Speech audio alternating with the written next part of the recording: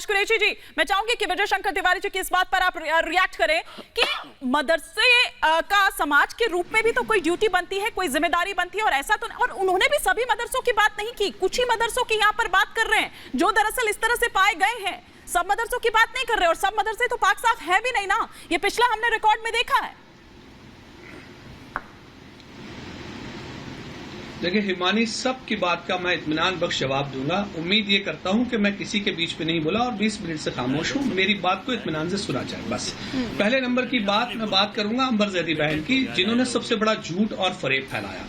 मैं उनसे ये पूछना चाहता हूं कि जब इस मुल्क में, हमारे मुल्क में स्कूल एजुकेशन सिस्टम नहीं था, उस वक्त देश के गोशे गोशे में मदरसे आबाद थे, और इन्हीं मदरसों से आबाद हमारे मुल्क की जीडीपी थी, हमारे मुल्क की तरक्की थी, जिसको लूटने खसोटने के लिए अंग्रेज यहाँ आए थे। तब कोई एजुकेशन सिस्टम नहीं था, इसलिए आप मदरसों को इसके लिए जिम्मेदार ठहराएं। सबसे पहले तो आपकी ये बात बिल्कुल गलत है। दूसरे नंबर की बात, मुसलमानों के लिए, मुसलमानों के जो हालात हैं उसके लिए सबसे बड़ा जिम्मेदारी जो है वो हमारे आजाद भारत के बाद की रही तमाम सरकारें, जिन्होंने डिस्क्रिमिनेटिव पॉलिटिक्स अडॉप्ट किया। उन्होंने डिस्क्रिमिनेशन का पॉलिटिक्स अडॉप्ट किया, उन्होंने आर्टिकल 341 से मुसलमानों को निकाला। चलिए लाइए बताइए इसके लिए क्या मदरसे जिम्मेदार हैं? आपने पसमानदा मुसलमानों के हकों को खत्म कर दिए। प्रधानमंत्री जी पसमानदा मुसलमानों की तो बात करते हैं, लेकिन 341 में वो जो नोटिफिकेशन लगा रखा था नेहरू सरकार ने, उसको डिस्कार्ड करने की बात नहीं करते। दूसरे नंबर की बात मैं आपको बताऊं, हेमंत आर्टिकल्स की आप बात कर रहे हैं, उसके लिए मैं अंबर जैदी का रुख करूंगी थोड़ी देर में, लेकिन हाँ ठीक है, आप अपनी बात कंप्लीट कर लीजिए।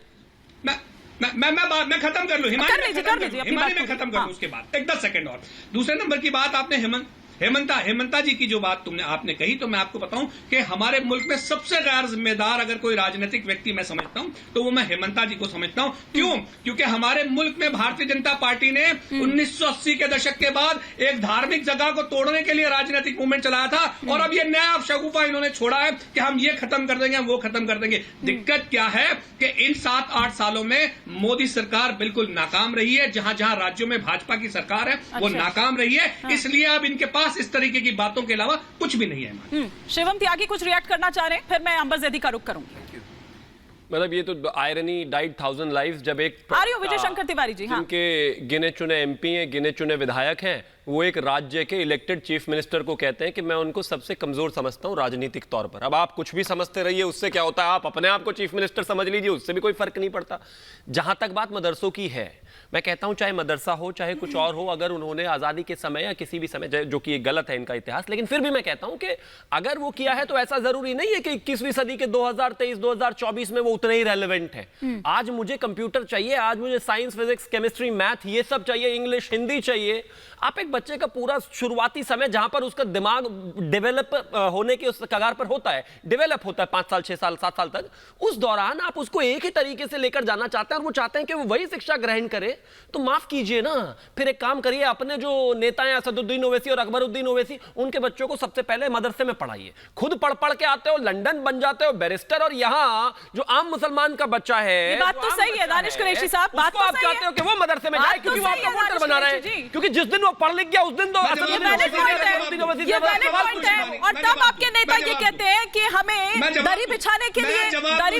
हाँ ठीक है, आप जवाब दीजिए, लेकिन वैलिड पॉइंट है ये जी।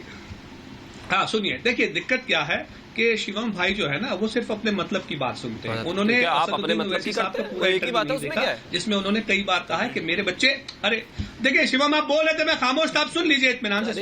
AIMIM वाले खामोश हैं क्या? ओवैसी साहब ने ये कहा कि मेरे बच्चे मदरसे भी पढ़ते हैं।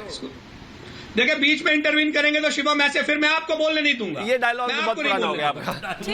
ठीक है, बहस करते हैं, मुद्दे पर लौटते हैं। हाँ। नहीं तो आप बीजेपी ज्वाइन कर लीजिए, फिर आप ऑफिशियली बीजेपी ज्वाइन कर लीजिए। ठीक है सर, ऑफिशियल बीजेपी ज्वाइन। अरे मुद्दे पर रहते हैं कुरैशी जी, मुद्दे पर रहते हैं सर, मुद्दे पर रहते हैं। भाई राष्ट्रवादियों को भी तो राष्ट्रीय प्रवक्ता की आवश्यकता है, जरूरी थोड़ी ना है बीजेपी का होके कुछ काम किया जा सकता है। एक बार सुन लेते हैं, आपने कुछ कहा है, दानिश कुरैशी उसका जवाब दे रहे हैं कि मेरे बच्चे मदरसे भी पढ़ते हैं। सुनिए, मेरे बच्चे मदरसे भी पढ़ते हैं, स्कूल वही पढ़े बस। बताइए क्या स्कूल पढ़ रहे हैं तो मदरसे वही पढ़े बस, उनके बच्चे मदरसे नहीं पढ़ते? अरे मेरे बच्चे भी मदरसे पढ़ते हैं, स्कूल भी वही पढ़े बस, मदरसा बड़ा, स्कूल भी पढ़ा। हाजी अपनों को अंबर जैदी कह रही है कि झूठ बोल रहे हैं आप।